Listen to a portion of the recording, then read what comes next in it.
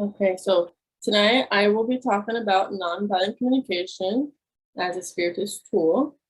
And if we read the Gospel according to Spiritism, chapter 15, we read, "Without charity, there is no salvation."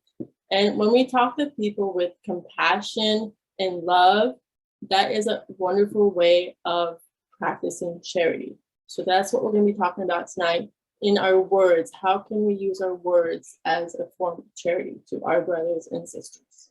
And I will be in these three topics. I'm going to talk about what it is and also who developed it. I will talk about how does it work and what are the steps that we can use to put into our everyday lives.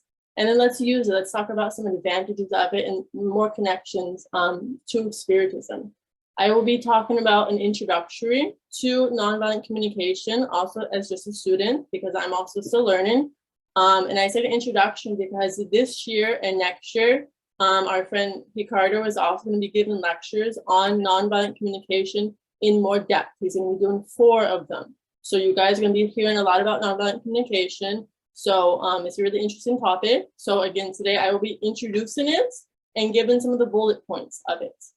And you can, of course, study it afterwards. I'll give you some resources that we can, I can share a link in the family group or here in the chat also after.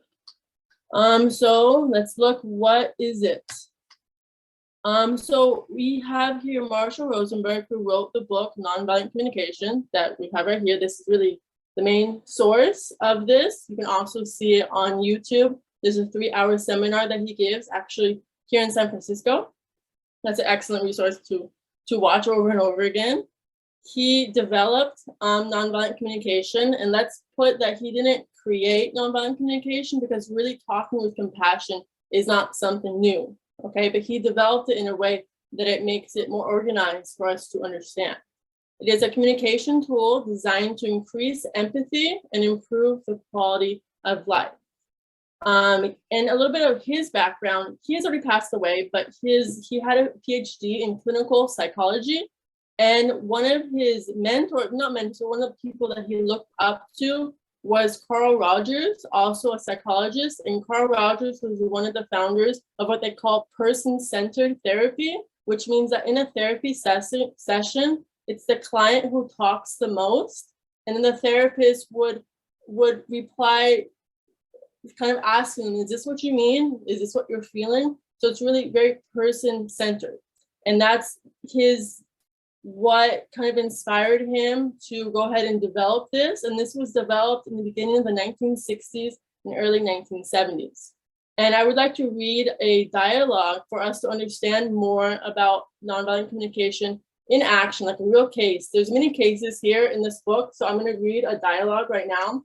And to show you how powerful of a tool it is, the conversation begins with one of the men, Colin Marshall. Again, Marshall Rosenberg is the guy who created this. So it starts off with a man, Colin Marshall, assassin, a murderer. And at the end of the conversation, this guy is inviting Marshall over to his house for dinner. So extreme. Hate to pretty much peace, inviting him over to his house. So let me go ahead and read this dialogue. So this dialogue was so Marshall was going to a refugee camp in Bethlehem, and he was there to teach nonviolent communication to a group of about 170 men. Though as they were starting to gather there, they started to whisper, he's an American, and then one guy stood up yelling at him saying, murderer, child killer, and assassin. And then what does Marshall do? He goes and uses nonviolent communication to have a dialogue with this man. So I'm going to read this dialogue right now. Marshall says, are you angry because you would like my government to use its resources differently? So little background knowledge here. This man is mad because Americans were providing, tear gas to Israel. And they were having some repercussions here in Bethlehem, okay? So he's angry because of this. So Marshall says, are you angry because you would like my government to use its resources differently? The man says, damn right, I'm angry. You think we need tear gas? We need sewers, not your tear gas. We need housing. We need to have our own country. Marshall responds, So you're furious and would appreciate some support in improving your living conditions and gaining political independence. The man, do you know what it's like to live here for 27 years the way I have with my family, children, and all? Have you got the faintest idea what that's been like for us? Marshall responds, sounds like you're feeling very desperate and you're wondering whether I or anybody else can really understand what it's like to be living under these conditions. Am I hearing you right? The man, you want to understand? Tell me, do you have children? Do they go to school? Do they have playgrounds? My son is sick. He plays in open sewage. Marshall, I hear how painful it is for you to raise your children here.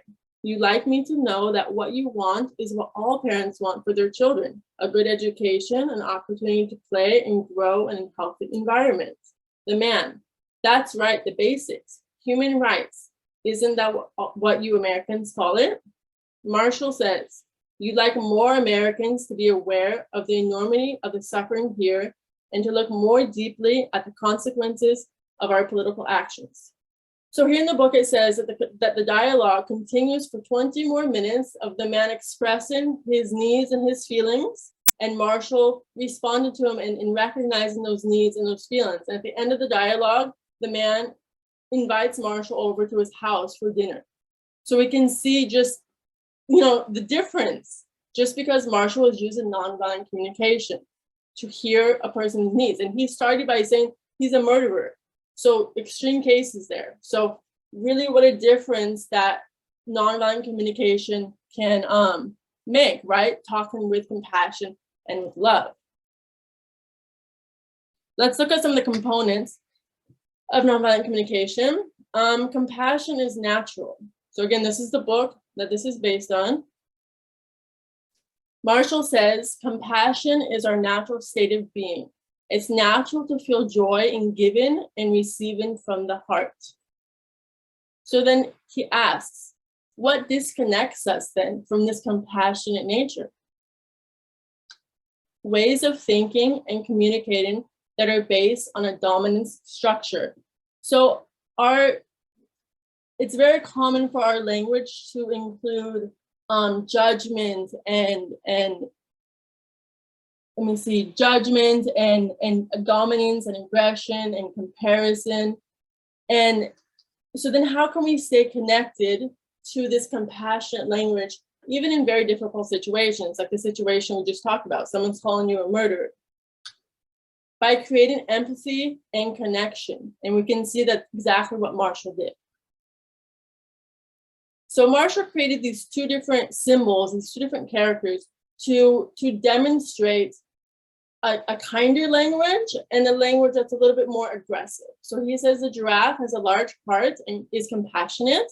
And then we have the jackal, which is a symbol of aggression and dominance. So in his video that you can see on YouTube, he uses a lot of puppets and like little giraffe ears to represent the two different ways, let's say, of speaking. So there's a video here in this 3-hour seminar that I said on YouTube, and it's about a couple who has been married for 39 years, and they have this disagreement. And they've had this disagreement for 39 years, and they're like, it's just gonna be that way. There's nothing that we can do about it. And Marshall says, well, let me hear your guys' feelings and needs, and let's see if I can help you out to see if we can come to some kind of agreement. So this video is gonna show us actually in action how he uses the puppets and how you can see that there's a compassionate language by the giraffe and there's a more aggressive language by the jackal. So let's play this here. Excellent. So we can see here the two different languages, and also there's a speaking language and there's also a listen. That's why he put on the giraffe ears, because we can also listen with compassionate language, compassionate listening, right?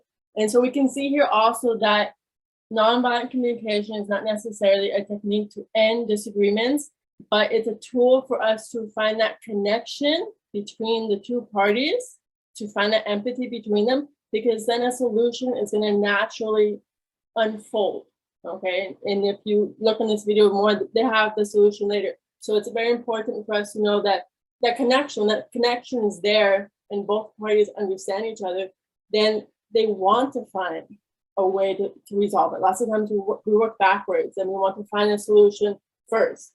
And so Marshall recommends it a different way.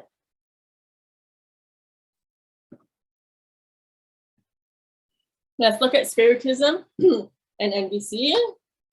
So Spiritism says in What is Spiritism, chapter 1, as a moral doctrine, Spiritism only imposes one thing, the need to do good and avoid evil. NVC prioritizes empathy and connection, avoiding blame, judgment, comparison, demands, threats, and fear.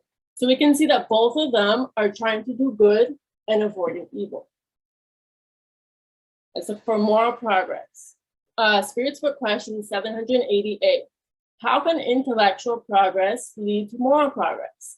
By making human beings gain an understanding of good and wrongdoing, they can then choose between them. NVC is fundamentally a spiritual practice, says Rosenberg. It's a way to get conscious of the beloved divine energy. So going back a little bit, back to this one, I forgot to mention, so over here, doing good and bad.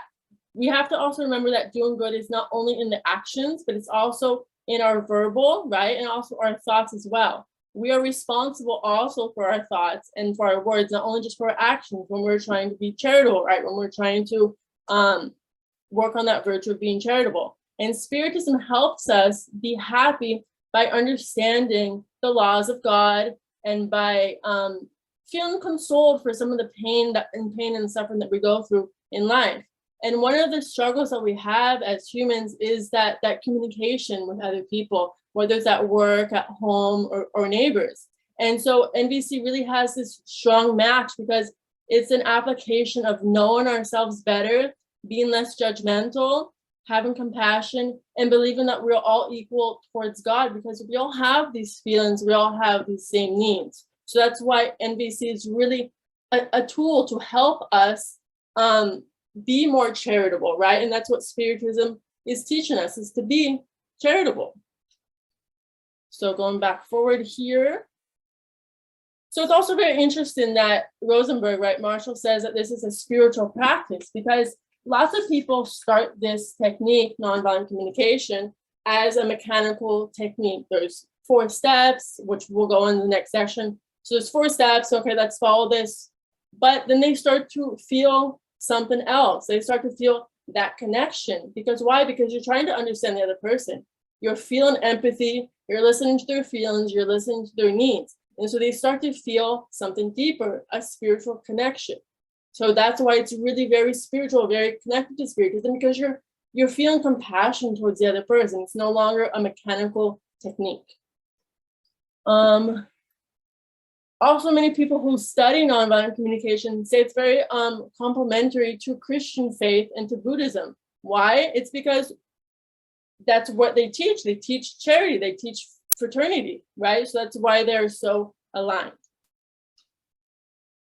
Let's look also at some people that we look up to in Spiritism and see what they say about language. Andre Luis says, it is regrettable that so little attention is given to the power of the word on earth, which is currently so demoralized among men. Speech must promote the human being, educating and fortifying him. Emmanuel says, words are agents in all of life's work.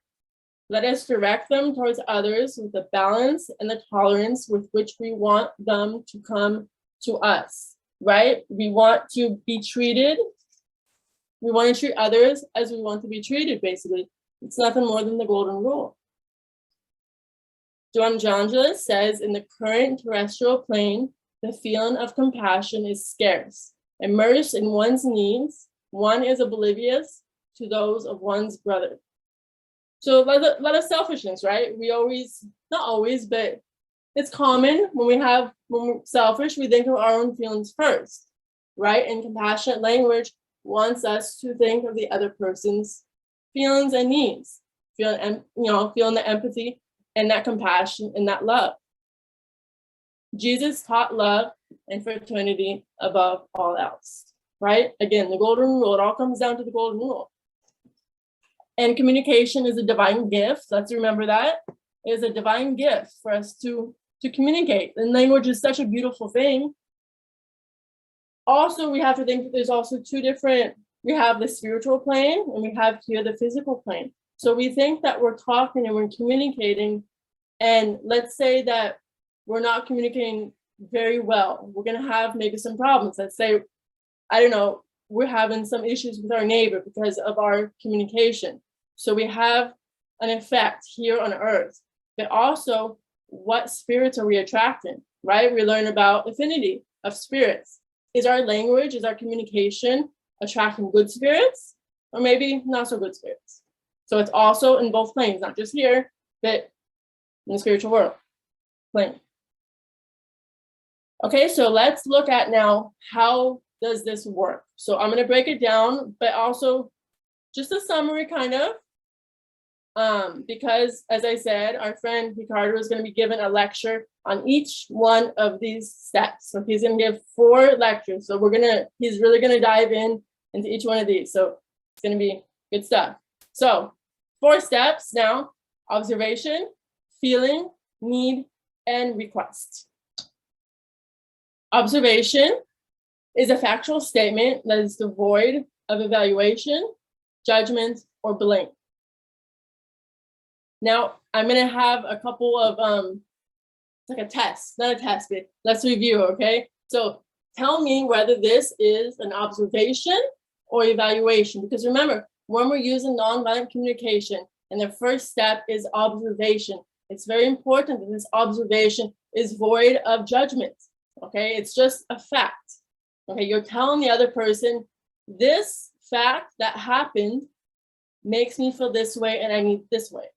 But in order for that person to listen more, and you know how sometimes when you tell someone something, they feel defensive maybe? But if you say just a fact, it's just plain as it is, there's no motion, it's just fact. So let's see here what you guys think. John was angry at me today for no reason. You can type in the message, you can unmute yourself, you can say in your head. Someone says, there is no judgment. Someone says evaluation. So Evaluation. So we have difference of opinion here. Evaluation. That was observation too. Oh, that was before. Okay, sorry. Yes. So this is a judgment in 2 different ways, because John was angry. How do you know John was angry? You're not John, so it's not a fact, right? We don't know. And also for no reason. For no reason is an opinion. It's not a fact. It's you think it was for no reason. Okay, so this one right here is an evaluation. My son often doesn't brush his teeth. What do you guys think? Evaluation. You were quick to answer that one. Yes, evaluation, because often. Who says what often is? Everybody's opinion of often could be different. So therefore, it's not a fact. It's your opinion that he doesn't brush it very often. 3, Pam was first in line every day this week. Observation. Observation, I get some chat. Observation, yes. It's fact, she was first. You can't argue with that. First is first. First in line every day this week, every day. It's a fact. Observation, I mean, Luke told me I didn't look good in yellow. Observation. Observation. Everyone agree? Yes, this one's a tricky one. So Luke told me blank, blank, blank. So that's a fact. Luke said blank, blank, blank. However, what Luke said is an evaluation, right? Luke said I didn't look good in yellow. But the answer is still observation, because Luke said, it's a fact. Luke said, quote. Okay, so this is what observation is in nonviolent communication. You want to state a fact. Okay, now we're going to feelings. There are feelings that we feel when needs are met and when needs are not met. So there are lists and lists. You can go Google lists of feelings, because so many times we don't know so many feelings, right? Sometimes, I don't know, I feel like I have this list of words printed out at home, and it's so helpful to find the word that I feel. So for those of you who are not maybe reading, some feelings when needs are not met: affectionate, engaged, excited, exhilarated, grateful, happy, hopeful, inspired, peaceful, and refreshed.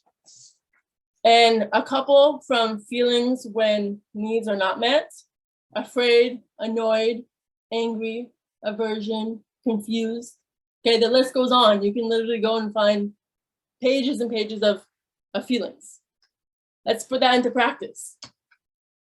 Which one is a feeling? I feel that you don't love me. That's not a feeling. Correct. That is not a feeling. That is an opinion, right? And also a good clue is that if you have a that after feel, it's not a feeling. Okay, so I feel, it's really like, I think you don't love me. This is your opinion. I'm sad that you're leaving. That's a feeling. Mitch knows everything. I read the book. Good job, good job, good job. Okay, I'm sad. You can't argue that. I'm sad. That is a feeling. I feel scared when you say that. Good job, Mirna. Feeling. Yes, I feel scared when you say that. When you don't greet me, I feel neglected.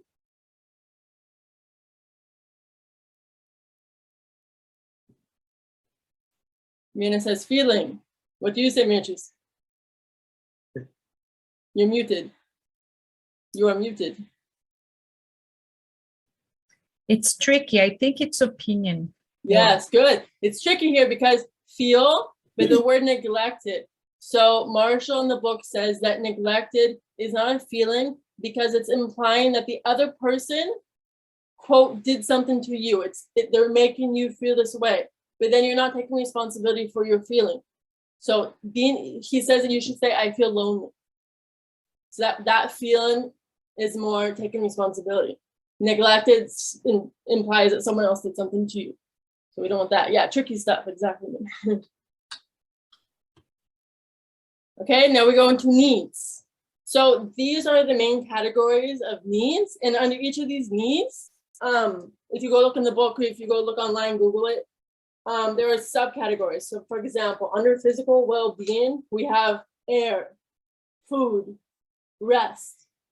Under, let me see, play, we have fun, we have laughter.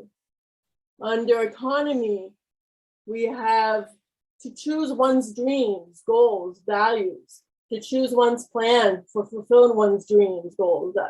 So there are different subcategories under each of them, but these are our basic needs. And when we have a feeling, remember we said that there are feelings when needs are met or unmet. So these are the types of needs that can be met or unmet in relationships. And so let's look at some practice here. There are strategies and there are needs. For example, let's say I tell my husband, I want to go travel to France.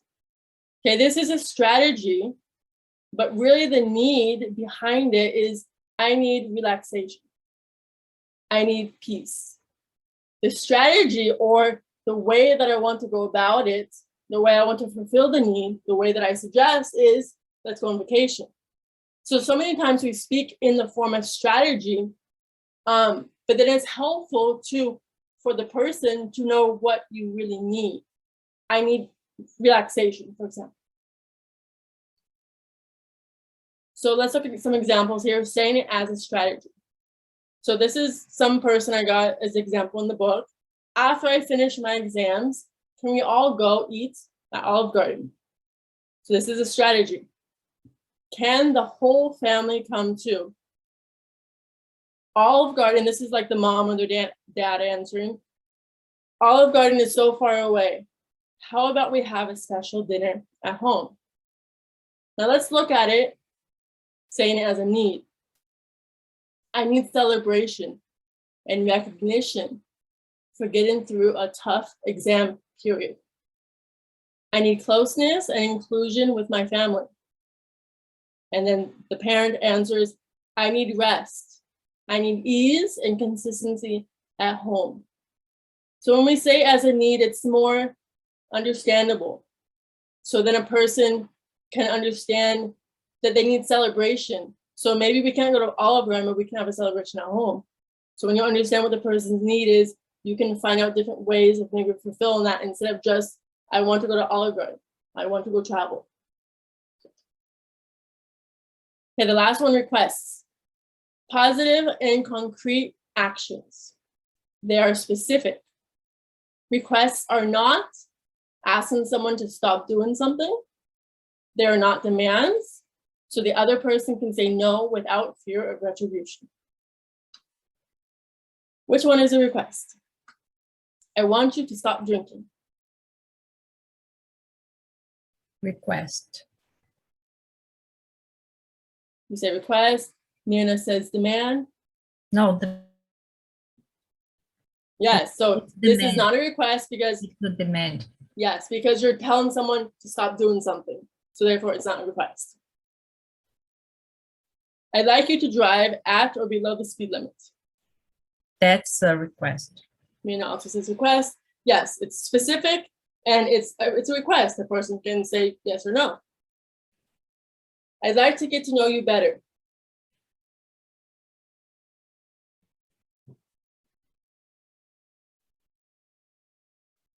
Tricky, request. Jay says request, Virginia says request. So yes, it looks like a request. However, Marshall says that request should be specific, okay? Because then maybe the other person doesn't really know what you mean. I like to get to know you better is generic. Maybe the other person who's listening to you doesn't know what you mean by that. So he suggests, for example, you can say, I'd like to go out to lunch 2 times a week with you. So it is a request, but it's not specific to make it clear, let's say. So, because remember, in this step of nonviolent communication, the requests need to be specific, okay? I'd like you to tell me one thing I did that you appreciate.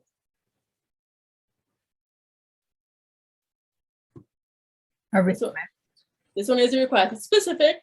Tell me one thing that I did that you appreciate, okay? So just remember, specific and also positive, right? I want you to stop drinking is not in the positive way, is a demand. And just think specific. I also think that's a good way to think about it. So again, Ricardo is going to go into each one of these steps more specifically in an entire lecture. So learn more. So I'll put this all together. 4 steps of nonviolent communication: observation, feeling, need, and request. Let's take an example of a wife, not a wife, but a spouse who, one spouse, not specific husband or wife, one spouse is going out every Friday night, okay? And then the other spouse says to them, you go out every Friday night, you always leave me here, you're so selfish, you like your friends more than me. Okay, so this is talking in jackal language, okay? But the person can talk in a giraffe language using these steps. They can say, when I see you go out every Friday, I feel irritated and disappointed because I need companionship and consideration. Would you be willing to go out with me every 2 Fridays in the month? Okay, very clear there. So this is us expressing in giraffe language. Now let's say that you're the other person and you hear your spouse saying, you go out every Friday night, you're so selfish. Why don't you stay home with me? So we can also listen to that with giraffe ears and say, when you see me go out every Friday night, do you feel irritated and disappointed? So you're kind of guessing, and the other person can say yes or no. So you keep guessing. Do you have the need for companionship and consideration? Person can say yes or no. Would you like me to go out with you every Friday night? Okay, so this is listening with the giraffe ears. Okay. Okay, so that was quick again, because this is just an introduction. Let's use it. Okay, so these are some advantages of using this. So in the Gospel according to Spiritism, chapter 9, it says the physical body is not the cause of anger, just as it isn't the cause of other vices. All virtues and all vices are inherent to the spirit. So let's say that I get angry a lot, and then I say it's because of my life, or it's because of that neighbor. That neighbor always makes me so angry. But remember, anger is in the spirit. It's a vice. So we have to work on the virtues of charity, of compassion that's in the spirit. So let's look at some of the virtues that we practice while applying nonviolent communication in our lives. When we do the observation step, we are practicing virtues such as charity, respect, compassion, patience, and tolerance. Because we are being respectful and saying a fact, right? Instead of saying, you go out every Friday night without me. No, it's just less judgmental. You go out every Friday and I stay at home. Okay, it's very charitable to say it with respect. Feelings. When we say what our feeling is, we are practicing self-awareness, self-knowledge, self-acceptance, and self-love. It's so empowering to know what you feel, because we don't know ourselves, right? Knowing yourself. Needs. We are practicing honesty, equality, charity, self-love, and self-knowledge. We are being honest with the person, what we need, and we all have needs. So it's okay, we are all equal, we all have these universal needs. Request. We are practicing humility, responsibility, charity, self-love, and self-knowledge. So this is not a specific list, and they're all interchangeable. We're practicing so many different virtues when we are practicing nonviolent communication, because we are being loving, we are being compassionate and understanding towards the other person, and that is a very powerful thing. Question, Spirits for question 919. What is the most effective method for guaranteeing self-improvement and resisting the attraction of wrongdoing? Know thyself. Take a picture of what, Mirna? Joanna, I'm sorry. I'm reading here, it's fine. Okay, so I would like to close with a poem that I wrote about Spiritism and nonviolent communication. The knowledge of Spiritism helps us progress.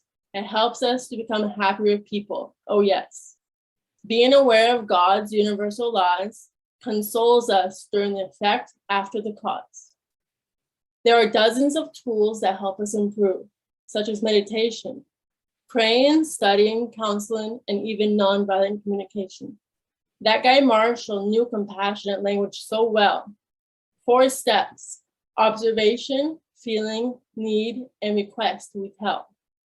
Step 1, state an observation, just a fact. No judgment or evaluation. That's what we call charity. It's good for our next reincarnation. Step 2, state your feelings, dig deep and share. In Spiritism, that's what we call know thyself, being aware. Step 3, state your needs. Knowing strategy is not the way. Our needs are universal, the law of equality to be obeyed. Step 4, state your request, but any demands you should swallow. And the other listens. Their free will may or may not follow. The knowledge of Spiritism helps us progress. It helps us to become happier people, oh yes. Being aware of God's universal laws consoles us during the effect after the cause. Okay, I'd like to invite you guys to close your eyes right now for us to do our closing prayer. Okay.